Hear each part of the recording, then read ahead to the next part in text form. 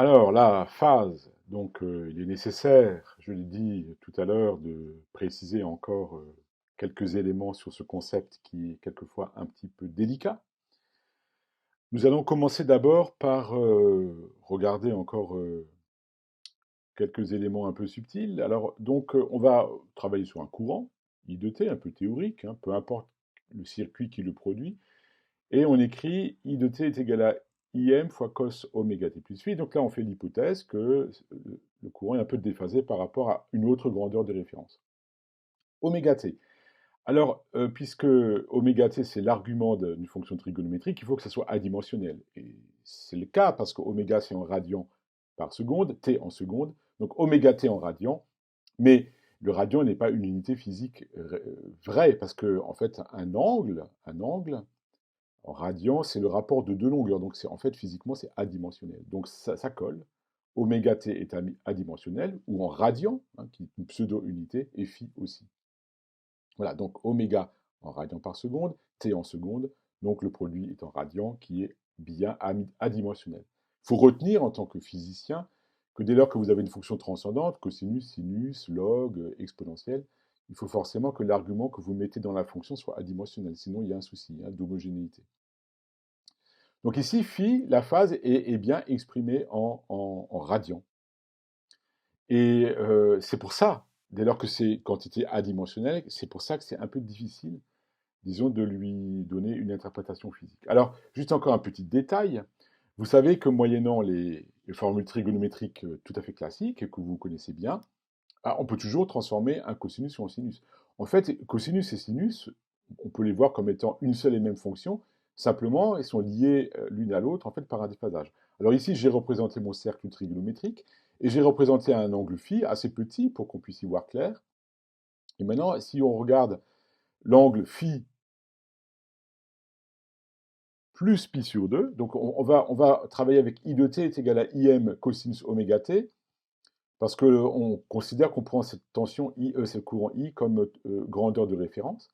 Eh bien, cosinus oméga t, vous voyez aisément que c'est aussi sinus de oméga t plus pi sur 2. Alors ça, pour dire que vous pouvez toujours, dans vos équations électriques, il est extrêmement très simple de passer d'un cosinus à un sinus, moyennant un déphasage de plus ou moins pi sur 2, en fonction des relations précises. Et ça veut dire aussi que, dans la vidéo précédente, j'ai dit bah, grand E de t est égal à grand E cosinus oméga t. Mon cosinus, c'est arbitraire, j'aurais très bien pu choisir un sinus. Seulement, si je prends sinus oméga t, ça veut dire qu'à t égale 0, ma tension est nulle. Donc c'est encore une fois renvoyé à la problématique de l'origine des temps, qui est toujours une question arbitraire. Alors ici, on va regarder un petit peu tout ça sur geogebra.org, hein, le site internet que vous connaissez peut-être, qu'on utilise en calculatrice graphique, très commode pour représenter des fonctions. Donc ici, je vais, notamment quand c'est des fonctions, quand c'est du tracé 3D, hein, mais ici on n'utilise que du tracé 2D. Donc je représente cosinus x, alors c'est la fonction bien connue qui oscille entre -1 et 1. Alors comme je n'ai pas trop envie de zoomer de façon compliquée, je vais plutôt travailler avec 3 fois cosinus x, de manière à ce que j'ai une amplitude plus intéressante, plus 3, moins 3. Donc ici, c'est considéré comme étant ma fonction de référence, puisqu'il n'y a pas de phase à l'origine. On dit qu'il n'y a pas de phase à l'origine, cos x.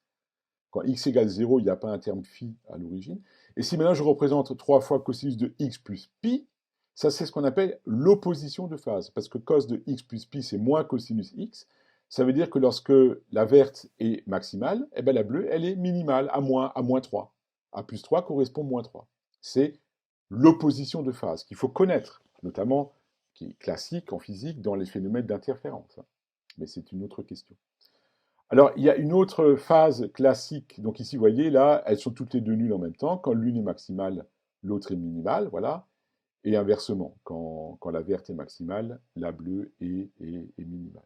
Opposition de phase à connaître. Alors maintenant, ici, 3 fois cosinus de x plus pi sur 2. Ça, c'est la quadrature de phase. C'est aussi une phase classique qu'il faut connaître, pi sur 2. Donc ici, là, il faut bien comprendre que dans la quadrature de phase, si vous regardez précisément, je vous laisserai, enfin vous irez sur geogebra.org et vous ferez ces manips vous-même qui sont à la portée de tous. En fait, vous constaterez que lorsque la verte donc 3 cos x est maximal à plus 3, en fait, la bleue est nulle. Donc le maximum ou le minimum de l'un correspond en fait à la nullité de, de l'autre tension. Ça, c'est aussi important à connaître. La quadrature de phase, c'est un exemple classique que nous reverrons évidemment plus loin. Ensuite, on va représenter encore une autre courbe, 3 cosinus de x plus pi sur 3. Donc là, ça c'est une phase quelconque. Ouais, j'efface la précédente, histoire de alourdir inutilement la représentation. Donc 3 fois cos de x plus pi sur 3, ben, c'est un déphasage en particulier. Hein. Là, vous avez deux tensions qui sont déphasées de pi sur 3 l'une par rapport à l'autre. Et vous avez, en électrotechnique, on l'a mentionné dans la vidéo précédente, le déphasage de 2pi sur 3 qui est classique. Le déphasage de 2pi sur 3 qui est classique. Parce que là, ici, f de x et g de x sont déphasés de l'une par rapport à l'autre de 2pi sur 3. Et ça, c'est typiquement le système qui est, en tout cas, le début du système qui est dit triphasé. Quand vous avez un système de 3 tensions triphasées, 2 tensions quelconques sont déphasées l'une par rapport à l'autre de 2pi sur 3. Donc je vais effacer aussi le déphasage à pi sur 3. Et bon, bien sûr, c'est pas à retenir par cœur, parce qu'encore une fois, c'est un peu en dehors de ce cours, mais euh, donc,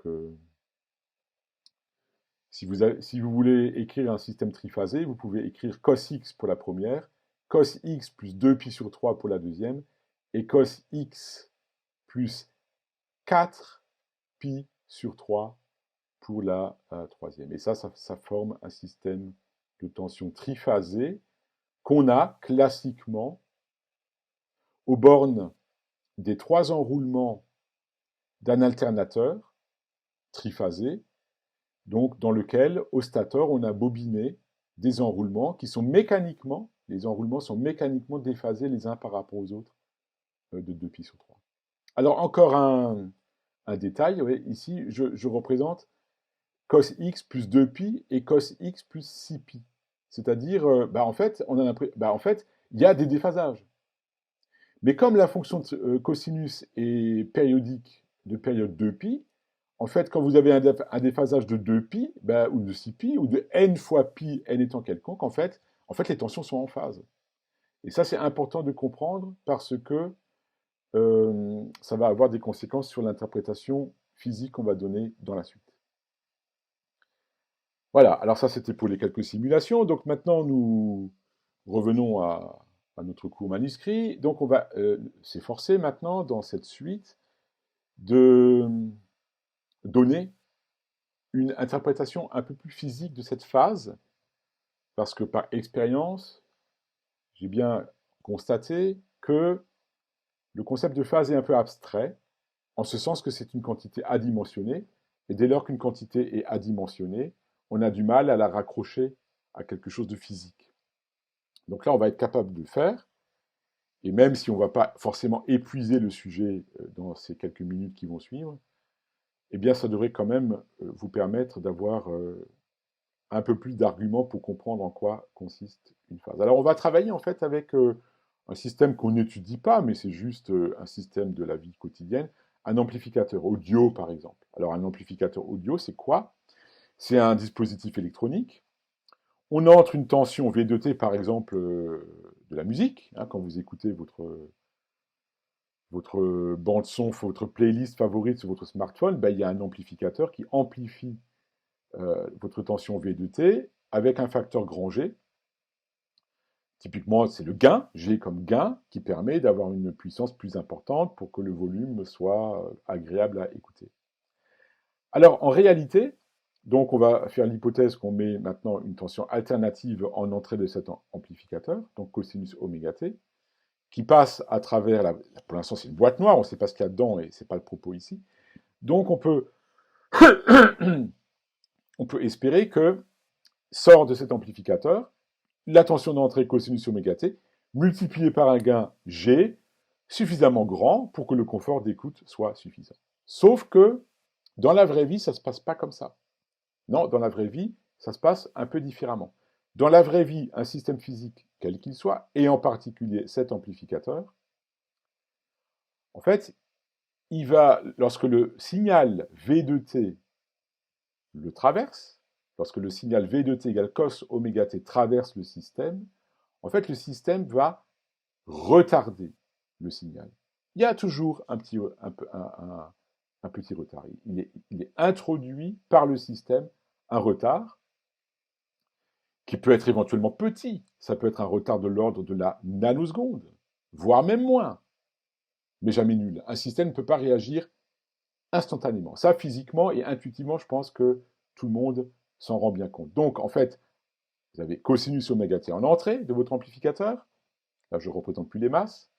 Et il sort, grand G fois cosinus, de oméga, mais oméga facteur de t moins tau. Parce que le t moins tau, c'est la représentation dans l'équation, la traduction dans l'équation, du fait que le système retarde le signal et sort avec un petit délai qui vaut un délai qu'on appelle tau.